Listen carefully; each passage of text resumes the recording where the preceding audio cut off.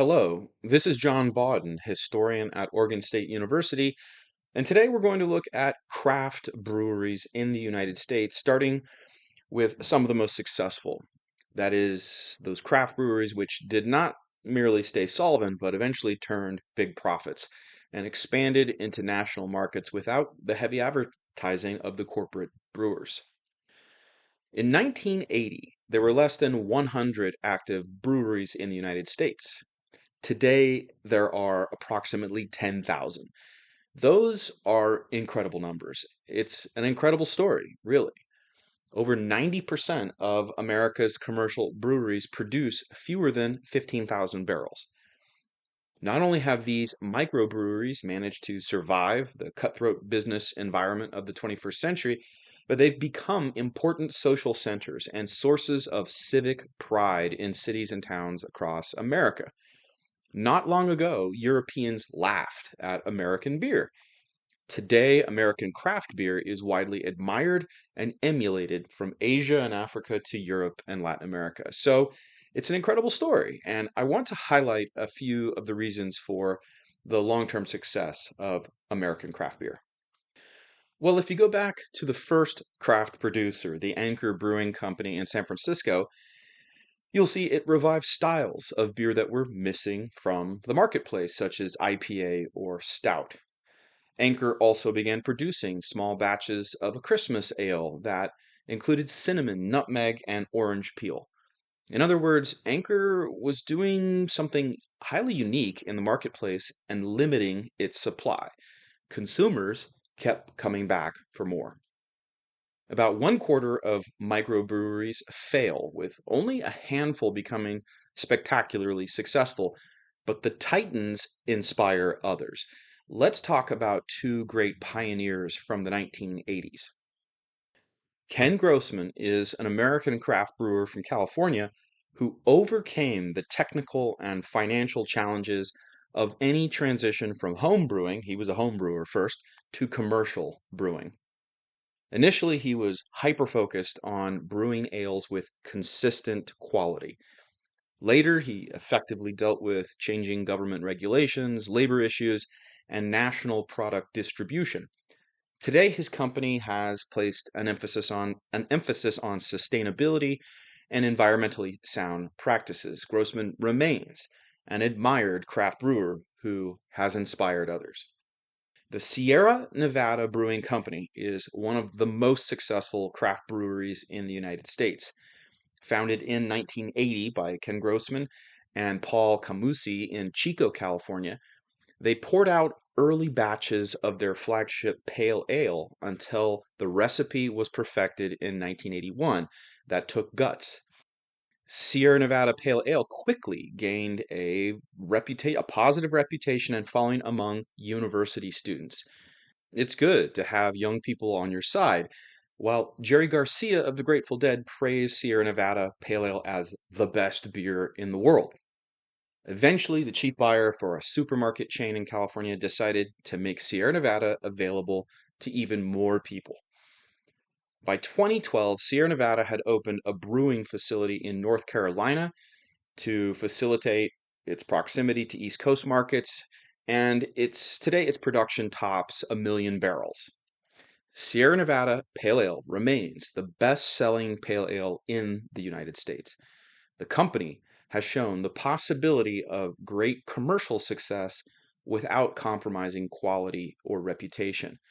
Like Anchor Brewing, Sierra Nevada releases seasonal brews such as its Celebration Ale, which is anticipated and widely appreciated during the holiday season. It's a delicious ale by any standard and yet scarce. In the fall, Sierra Nevada puts out an Oktoberfest beer in partnership with a German brewery.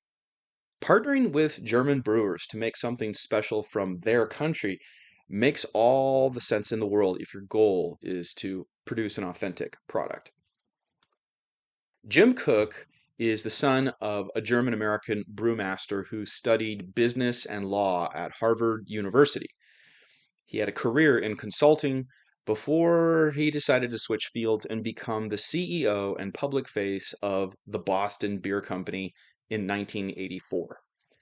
His company's flagship beer Samuel Adams Boston Lager used a family recipe for a flavorful all malt lager, which was highly distinctive in the 1980s. Remember, all of the corporate beers used adjuncts. The Boston Beer Company is the most successful craft brewery in the United States by volume of beer brewed and its revenue. Since its inception in 1984, the company has brewed quality beers and enjoyed meteoric success. For instance, the company produced 500 barrels during its first year, and by 1992, Samuel Adams Boston Lager had become the best selling craft beer in America with distribution in all 50 states. How did the Boston Beer Company get so big so fast? Well, it has to do with Jim Koch's pioneering business strategy based on contract brewing. Contract brewing is when a brewer hires a brewery with excess capacity to produce his or her recipe. The Boston Beer Company avoided the enormous startup costs of building a brewery with expensive equipment and bottling lines by paying others to do it, including the large corporate brewers. So Jim Koch paid Miller, Stroh, Blitz Weinherd to produce his recipe for Boston Lager. Critics accused Jim Koch of violating the spirit of the craft brewing movement by not admitting exactly where his Samuel Adams beers were being made.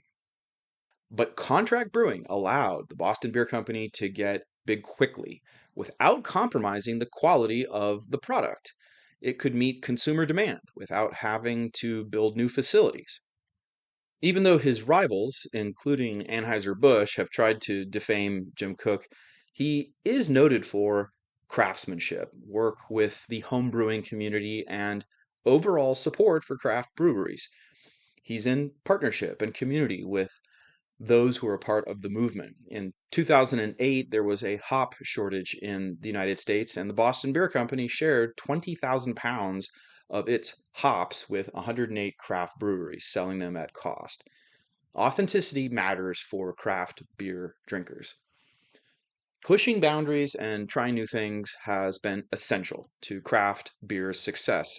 The Dogfish Head Brewery, founded in 1995 by Sam Calagione, was Delaware's first craft brewery, and for a time, the country's smallest commercial brewery, producing all of its beer with a 12-gallon home brewing system. What set Dogfish Head apart from its peers from the very beginning was its inventive, quirky interpretations of different beer styles using exotic ingredients and unusual production techniques. The one-time home brewer and founder, Sam Calagione, never lost his willingness to experiment. He put spices into his ales, such as black tea, cardamom, saffron, ginger, and honey. The brewery's 120-minute IPA contained 18% alcohol by volume. As we've seen, this willingness to be different is what gave the craft brewing scene its vitality and generated headlines. In Oregon, craft brewers took advantage of their proximity to the nation's centers of hop production to experiment with Cascade, Centennial, and Chinook hops. Along with brewers in California, they developed IPAs known for their bold hop flavors and aromas, featuring a high level of hop bitterness with prominent citrus, pine, and resinous notes. The fundamental point to make here is that craft brewers were pushing boundaries and trying new things. One interesting part of this story is that Americans drink less beer than they did before. Since the 1980s, Americans have consumed less beer per capita, but the interest in and purchase of more expensive craft beer has soared. Less corporate, more craft. The 21st century craft beer boom refers to the rapid expansion of craft breweries in the United States during the presidencies of Barack Obama and Donald Trump. It was preceded by a period of growth during the 1990s and then a stunning quadrupling of American microbreweries after 2008. Today, there are nearly 10,000 active microbreweries in the United States. The vast majority produce fewer than 25,000 barrels per year. So most of these breweries are small, but the boom was facilitated by shifting consumer tastes, tax incentives for the small brewers, and regulatory changes. Here, I'll give a personal example of how regulations changed during the boom years.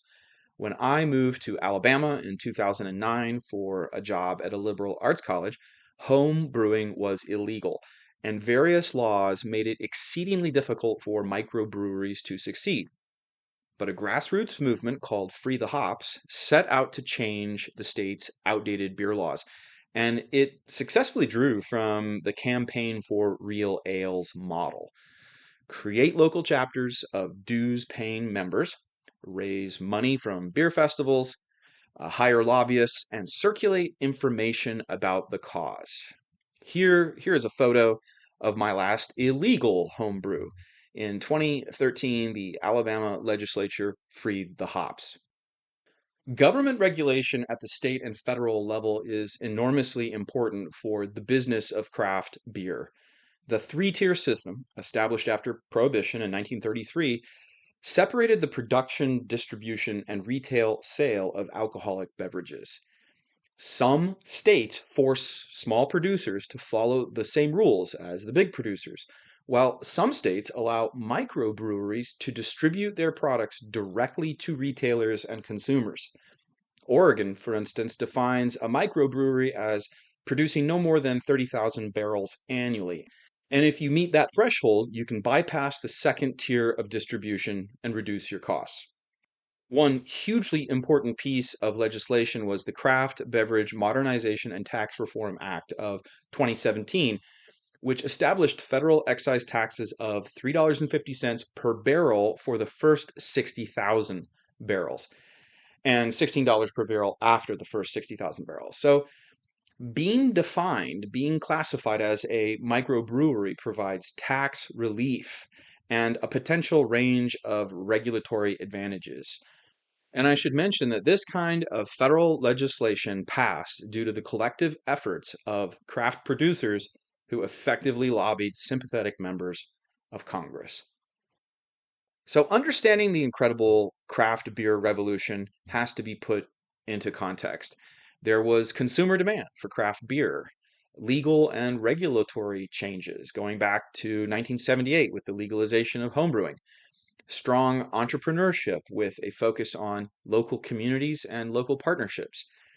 Microbreweries benefited from the internet and social media as ways to reach customers without expensive traditional advertising campaigns. Generation X led the first boom in microbreweries during the 1990s. And then millennials led the second boom in the aftermath of the Great Recession that began in 2008. Today, the top 50 brewing companies are, in their majority, independent craft breweries. Now, sure, the top six might be multinational companies, but it's remarkable that so many independent breweries exist and represent 13% of the American beer market in 2023. The global pandemic, which began in 2020, was not good to beer. Per capita consumption declined and it has not returned to pre-pandemic levels. The historic Anchor Brewing Company announced its closure in 2023, a sign of the downturn. Happily, a billionaire rescued the company in 2024, and Anchor has reopened, but the 21st century boom is over. What comes up must come down. Another noticeable trend over the last 10 years has been a decline in home brewing.